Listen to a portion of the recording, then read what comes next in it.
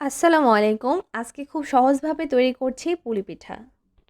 আশা করছি রেসিপিটি ভালো লাগবে।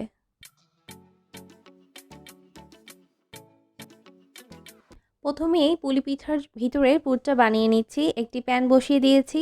এখন দিয়ে দিচ্ছি 1 টেবিল চামচের মতো ঘি আর একটি দারুচিনি আর একটি এলাচ দিয়ে দিচ্ছি।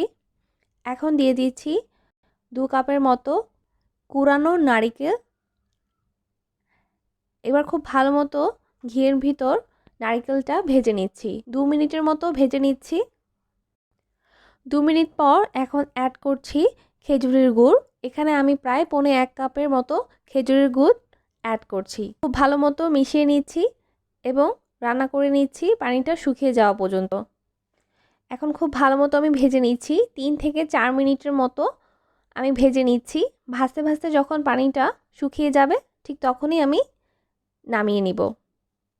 এই তো পুরটা কিন্তু একদম রেডি। এখন আমি পিঠার ডোটা বানিয়ে নিব। এই জন্য একটি হাঁড়িতে আমি বসিয়ে দিয়েছি 2 কাপের মতো পানি। পানিটা ফুটে উঠলে এখন দিয়ে দিচ্ছি হাফ চা চামচের মতো লবণ আর লবণটা খুব ভালো মতো মিশিয়ে নিচ্ছি আর দিয়ে দিচ্ছি চালের গুঁড়ি। চালের গুঁড়াটাও কিন্তু আমি 2 কাপের মতো ইউজ করছি এখানে। এবার আমি চালের গুঁড়িটা নাড়বো না, ঢাকনা দিয়ে ঢেকে 2 থেকে 3 মিনিটের মতো চুলার ফ্লেমটা একদম কমিয়ে আমি রান্না করে নিব। 2 থেকে 3 মিনিট পর ঢাকনাটা তুলে আমি এখন চালের গুঁড়িটাকে পানির সাথে মিশিয়ে নিব। এর ভিতর খুব ভালো মতো কিন্তু চালের গুঁড়িটা সিদ্ধ হয়ে গিয়েছে। এখন আমি ভালো মতো নেড়েচেড়ে নামিয়ে নিচ্ছি। এই তো এখন প্যানটা নামিয়ে ডোটা একটু গরম থাকা অবস্থায় খুব ভালো মতো ডোটাকে মেখে নিতে হবে। ঠান্ডা হলে কিন্তু পিঠার ডোটা শক্ত হয়ে যেতে পারে। তো চেষ্টা করতে হবে গরম অবস্থায় এই ডোটাকে খুব ভালো মতো মথে নিতে।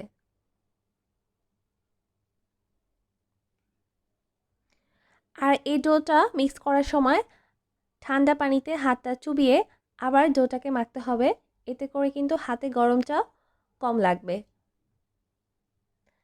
আর ডোটা খুব তাড়াতাড়ি মাখা হয়ে যাবে। এই তো আমি প্রায় 5-7 মিনিটের মতো এই ডোটাকে খুব ভালো মতো মথে নিয়েছি। এই তো ডোটা মাখা হয়ে গিয়েছে। এখন আমি একটি ঢাকনা দিয়ে ডোটাকে ঢেকে রাখবো। এতে করে ডোটা শক্ত হয়ে যাবে না, পিঠার ডোটা নরম থাকবে। এখন আমরা পিঠা বানানোটা শুরু করছি। এবার হাতে কিছুটা ডো নিয়ে একটা বড় রুটি বানিয়ে নিচ্ছি। আমরা সাধারণত যেই রুটিটা বানাই সেই রুটিটার থেকে পুলি পিঠার জন্য রুটিটা কিন্তু একটু মোটা হবে।